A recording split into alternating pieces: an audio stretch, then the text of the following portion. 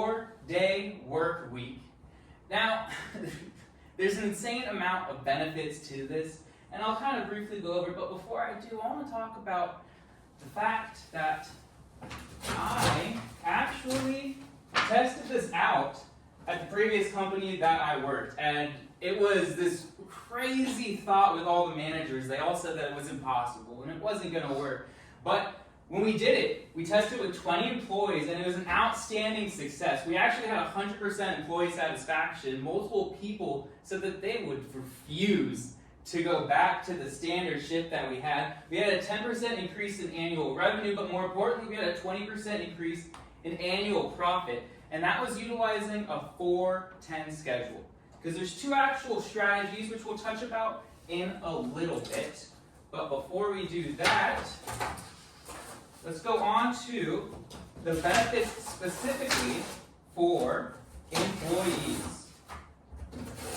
So, it was less gas, mileage, and commuting time that they all had to do each week, and they also gained extra time off the clock because they didn't have to do that lunch break every day.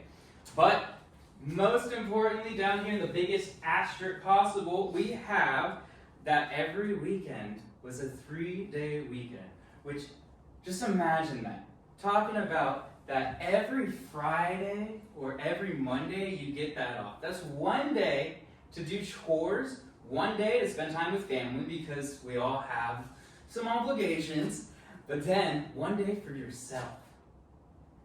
It is just the greatest. I myself haven't had the chance to try it, only the employees.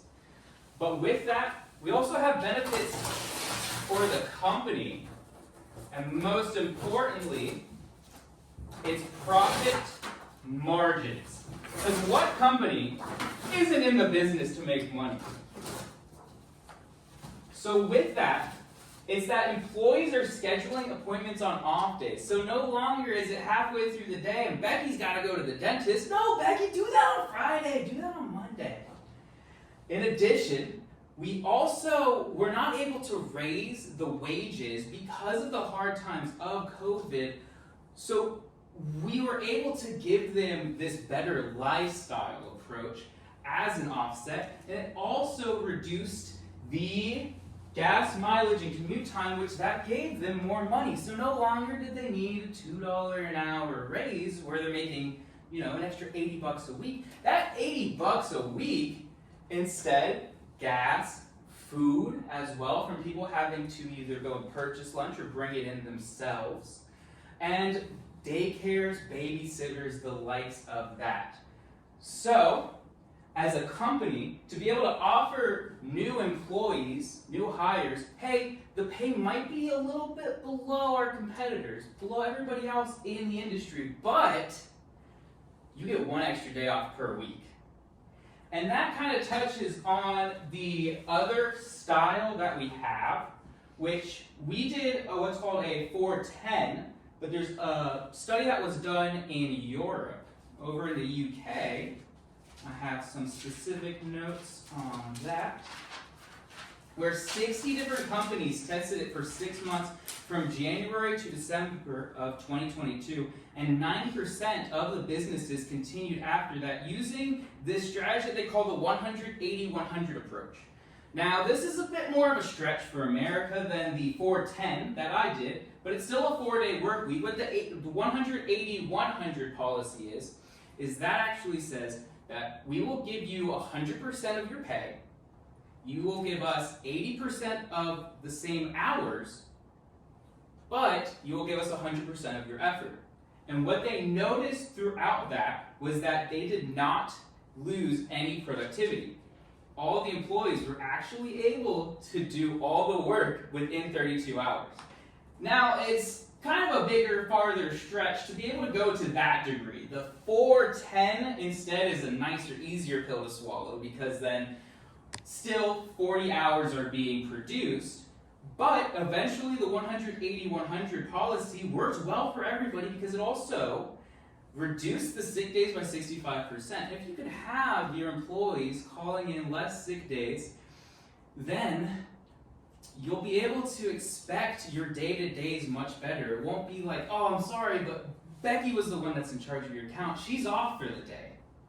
I even had one today at the Subaru dealership. It's okay. But by having Becky there, specifically, then she'll know all the details for each account. And lastly, talking about how it impacts the customers, take this with us. We had lower operating costs because of that, because we didn't have to have the building running all 5 days a week. Although it ran for the same hours, it was still less consumption for electricity. And if you go to the 180-100, then that you only have 80% of the electricity being consumed by your workforce. Happier employees also equal better customer service, which we all know is a crucial in this current economy where we're all trying to get the cutting edge over the competitors. And if we are utilizing the 4-10 approach, then we actually have more hours of operation. If we do a split shift, you can have employees there for all 50 days. Some people get Mondays off, some people get Fridays off. We personally did that. But you also have the option that you could just do a 4-10. Hey, we're open Mondays through Thursdays from 7 in the morning to 6 p.m. at night. And that allows it where customers can come in before their shifts and they can come in after their shifts.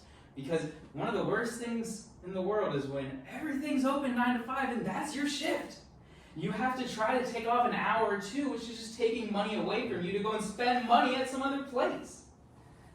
So, in our summary on the bottom, behind some craft paper, just talks about kind of the same things that I've already addressed on, but really hones in the fact that if you have 60 companies in the UK that have all tried this, and only 5, that's that 10%, only 5 said, yeah, we'll go back to the way that it is, that's an amazing, resounding success. 90% is passing. 90% is an A grade. And overall, that's why the 4-10, whether it be a 4-10 or 180-100, the 4-day work week is the way to go in the future. Thank you.